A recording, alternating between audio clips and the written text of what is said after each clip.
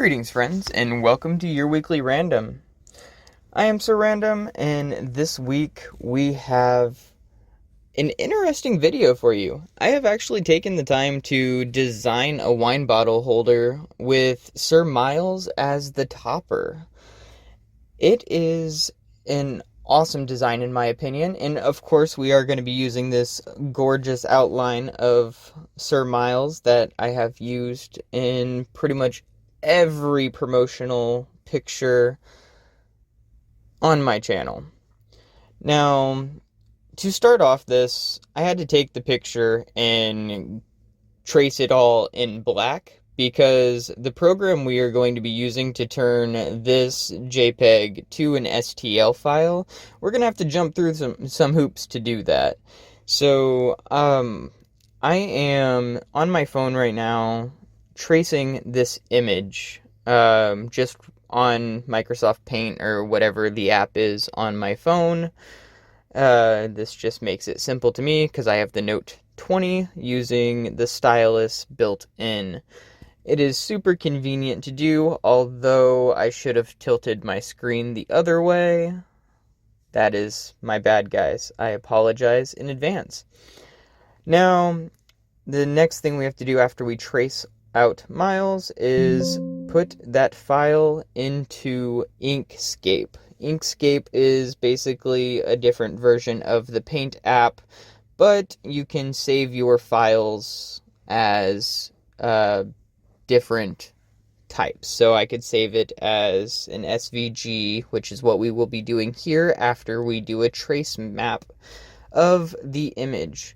Of course, the first time I accidentally hit the invert button, so it traced everything else except for my image. So I had to fix that. Now we can save this with the traced image. Now we're going to take this and put it into Blender. Blender is a very interesting desktop app, I guess. If computers have apps, I don't know if that's what you call them, but it is its own little thing on the desktop. I don't know how to use Blender much. I had to, it's a high learning curve, and I am nowhere near in that kind of skill yet, but I did figure out how to do this using Google and other YouTube videos. I will put a link in the description to the video I originally used. I do not remember what it is off the top of my head, and I should have done that research beforehand. But once we have the image in Blender, we can then scale it up a little bit because if it starts super tiny. Now, in Blender, this is labeled as a curve. I don't exactly know what that means, but according to the video I watched, that is the only reason I am able to turn it into a 3D object, which I'm doing here. I am actually bringing it off the ground and turning it into basically a flat 3D object. From here, I could take this and sculpt it in Blender. I have no idea how to do that, and I did not watch the rest of the video because that is not what I'm trying to do here.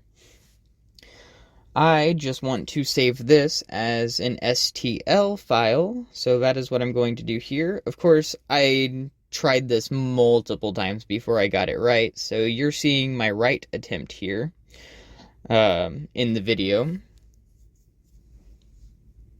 And I'm going to take the time to save this as something that it is too small to read. Miles, I believe, is something that it says something with Miles. I'm sure you guys can all read that. It is too small in the video editing screen that I am on right now. Of course. Okay, so now we're going to go into Tinkercad. Take the STL file we just downloaded. Take your time. Ah, yes. Measurements. It's going to be way too small. We already know that. So I'm just going to manually extend this. I could do exact ratios, but I didn't really feel like it, and it'll look fine, I think. So the first thing is we have to add a box because we're going to need a rectangle for our base of the wine bottle holder. So we're going to shape this. It's going to take a minute. Of course, I am realizing now I did this sideways, so this is actually going to be a lot smaller than I expected it to be. It is still currently printing. It's a 15-hour print. I started it last night. I'm hoping it'll be done by the time I post this video, but most likely it will not, and you will be seeing the aftermath on Instagram. So after our first base rectangle, we're going to need one of the stopper holders. So one wall will hold the small hole, which will be the tip of the wine bottle. The other side will have another wall, but it will have a big, basically half circle cut out of it so that the rest of the wine bottle can rest on it.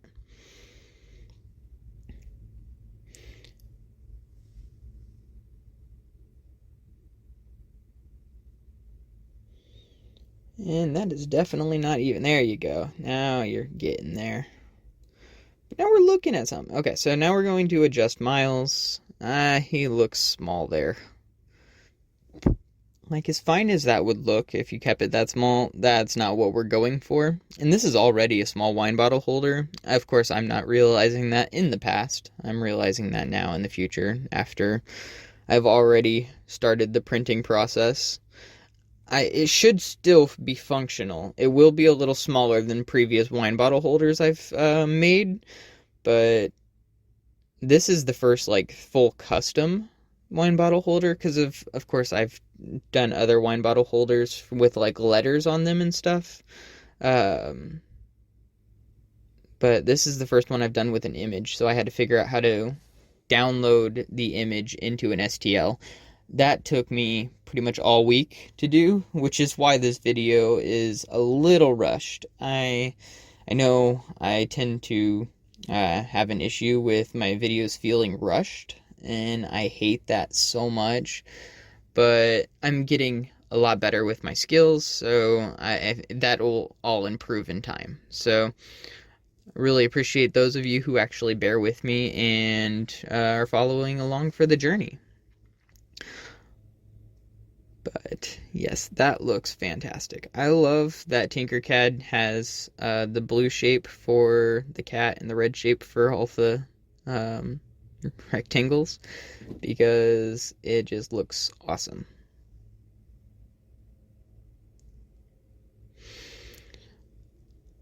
I really hope my measurements were good. So everything is measured in millimeters, and I have, of course, my sewing, what is that, tape, my measuring tape, and so that's what I measure everything with, and I just went off of my previous models, but now realizing how much smaller this is than the other one, because if I made it sideways, we will figure out how that works.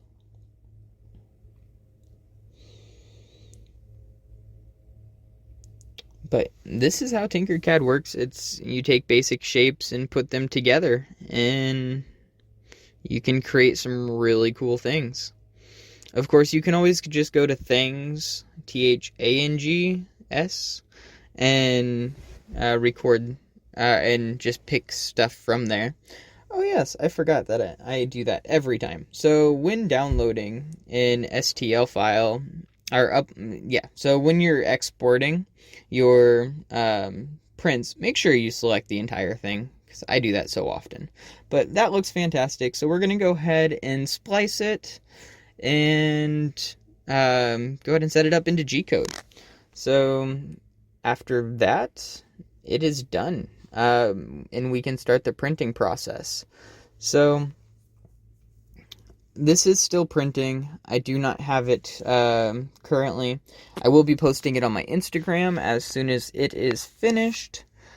I hope everyone has a wonderful day. This is Sir Random, signing off.